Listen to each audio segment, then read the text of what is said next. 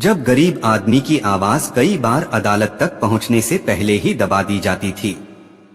जब सच और झूठ का फैसला सिर्फ सबूतों से नहीं बल्कि ताकत से भी प्रभावित होता था।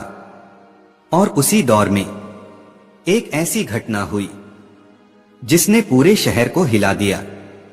एक ऐसा मामला जिसमें शहर का हर इंसान फैसला सुना चुका था, लेकिन सच अभी भी छिपा हुआ था। उस दिन मुंबई की सड़कों पर सिर्फ एक खबर गूंज रही थी, और मैं हूं संजीव। एक बड़े अंग्रेज अधिकारी की हत्या हो गई।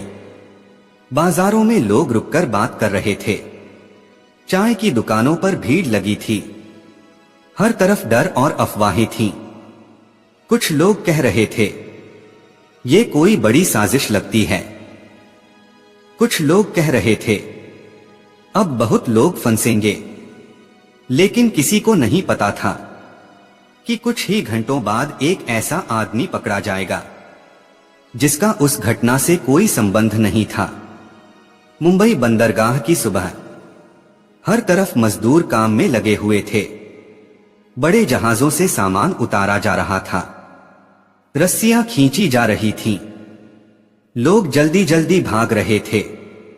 उन्हीं मजदूरों के बीच एक आदमी था, श्याम, करीब 30 साल का साधारण मजदूर। चेहरे पर पसीना, आंखों में छोटे छोटे सपने और दिल में सिर्फ एक चिंता, अपने परिवार का पेट कैसे भरे। श्याम सुबह से शाम तक मेहनत करता था। वो ना नेता था, ना अधिकारी, ना किसी बड़े आदमी का बेटा। वो सिर्फ मेहनत करने वाला इंसान था। उसकी बूढ़ी मां अक्सर कहती थी, बेटा, गरीब होना बुरी बात नहीं है, लेकिन गलत रास्ता मत चुनना। श्याम मुस्कुराकर कहता, मां, मेरे पास खोने के लिए कुछ नहीं, बस आपका भरोसा है। और दोनों हंस पड़ते। लेकिन उस दिन किस्मत कुछ और तय कर चुकी थी। रात के करीब 9 बजे शहर के एक बड़े अंग्रेज अधिकारी की हत्या हो गई। पूरा इलाका पुलिस से भर गया। अफसर दौड़ रहे थे। जांच शुरू हो गई। ऊपर से दबाव था, अपराधी जल्द पकड़ो। लेकिन असली अपराधी को ढूंढना मुश्किल था। इसलिए सबसे आसान रास्ता चुना गया, किसी को आरोपी बना दो। और तभी एक पुलिस अधिकारी बोला, सर, हत्या वाली जगह के पास एक मजदूर देखा गया था। बस इतनी बात काफी थी। कुछ ही देर बाद पुलिस श्याम के घर पहुंच गई। दरवाजा जोर से खुला। श्याम की मां घबरा गई। एक अधिकारी चिल्लाया, श्याम कौन है? श्याम सामने आया। मैं हूं साहब। अधिकारी ने उसका हाथ पकड़ लिया। तुम्हें हमारे साथ चलना होगा। श्याम डर गया। लेकिन क्यों? मैंने क्या किया? किसी ने उसकी बात नहीं सुनी। उसकी मां रोने लगी। छोटी बहन डर से कांपने लगी। श्याम बार बार कह रहा था, मैंने कुछ नहीं किया, मैं निर्दोष हूं। लेकिन पुलिस उसे लेकर चली गई। अगले दिन अखबारों की बड़ी हेडलाइन थी, हत्यारा पकड़ा गया, गरीब मजदूर निकला अपराधी। शहर के लोग बिना सच जाने फैसला देने लगे।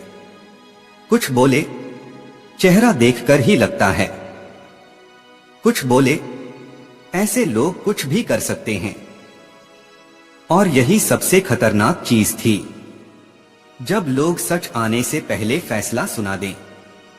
उधर जेल की छोटी अंधेरी कोठरी में श्याम बैठा था। उसकी आंखों में डर था। उसके दिमाग में सिर्फ एक सवाल घूम रहा था, अगर मैं निर्दोष हूं तो मैं यहां क्यों हूं? तभी जेल का दरवाजा खुला। एक अधिकारी अंदर आया। उसने कहा, कल तुम्हारी पहली सुनवाई है। श्याम की सांसें तेज हो गई।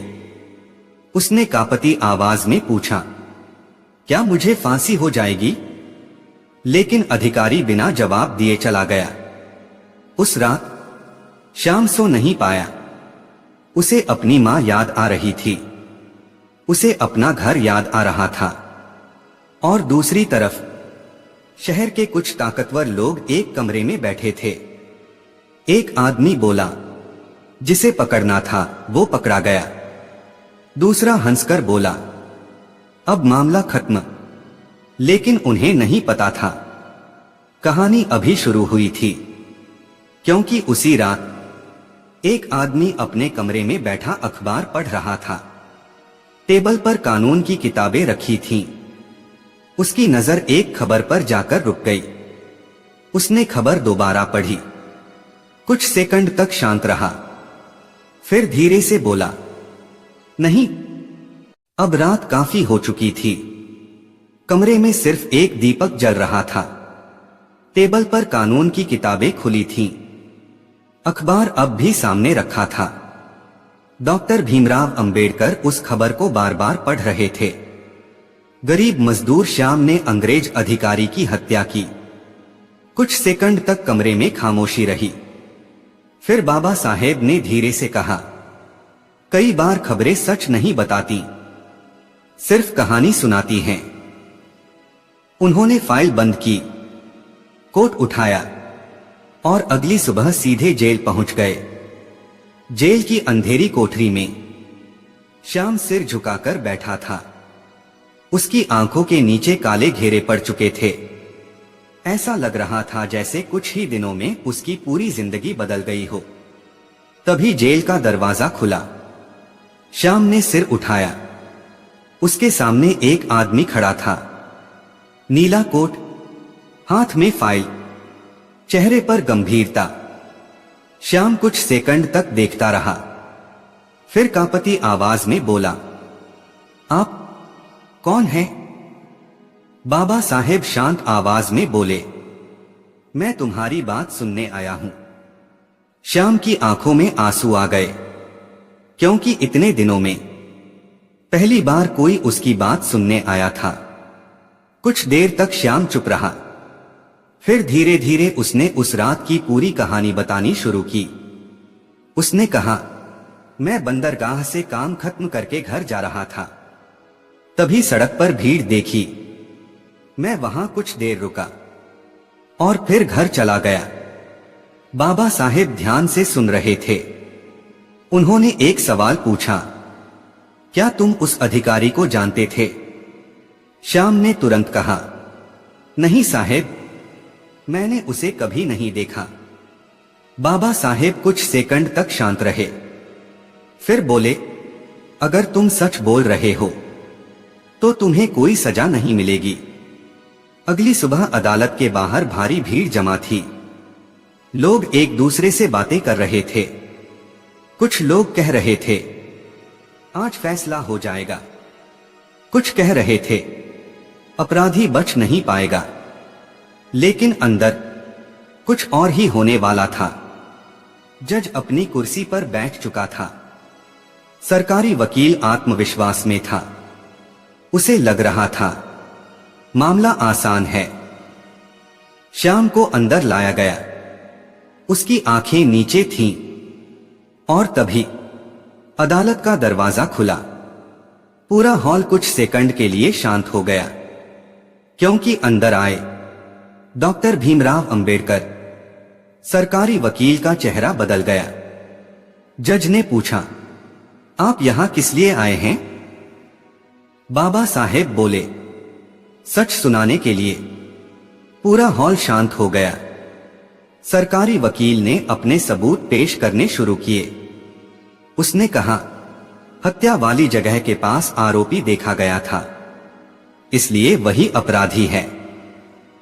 बाबा साहेब धीरे से मुस्कुराए, फिर बोले, सिर्फ वहां मौजूद होना अपराध साबित नहीं करता। उन्होंने एक मजदूर को गवाह के तौर पर बुलाया। मजदूर कांप रहा था। बाबा साहेब ने पूछा, हत्या के समय श्याम कहां था? गवाह बोला, वो हमारे साथ काम कर रहा था। पूरा हॉल हैरान रह गया। सरकारी वकील घबरा गया, लेकिन कहानी अभी खत्म नहीं हुई थी। बाबा साहेब ने एक और फाइल निकाली। उन्होंने कहा, अब मैं वो दिखाऊंगा जो छिपाया गया था। पूरा कोर्ट शांत हो गया। उन्होंने बंदरगाह का रिकॉर्ड दिखाया। समय लिखा था, नाम लिखा था और उसमें साफ था, हत्या के समय श्याम दूसरी जगह मौजूद था। अब अदालत में बैठे लोग एक दूसरे को देखने लगे। सरकारी वकील के चेहरे से आत्मविश्वास गायब हो चुका था। तभी पीछे से एक आवाज आई, रुकिए। सबने पीछे देखा। एक आदमी कांपता हुआ खड़ा था। उसने कहा, मैं सच बताना चाहता हूं। उसकी आंखों में डर था। वो बोला, हमसे झूठ बुलवाया गया था, असल अपराधी कोई और है। पूरा हॉल सन्न रह गया। बाबा साहेब धीरे से खड़े हुए। उन्होंने जज की तरफ देखा और कहा, जब कानून ताकतवर लोगों का हथियार बन जाए तो निर्दोष लोग सजा पाने लगते हैं। लेकिन कानून का काम डर पैदा करना नहीं, न्याय देना है। पूरा हॉल तालियों से गूंज उठा। श्याम की आंखों में आंसू थे और पहली बार उसे लगा, शायद सच जीत सकता है। अगर आपको ऐसी सिनेमैटिक और इमोशनल कहानियां पसंद हैं तो लाइक करें और कमेंट में लिखें। जय भीम, जय संविधान।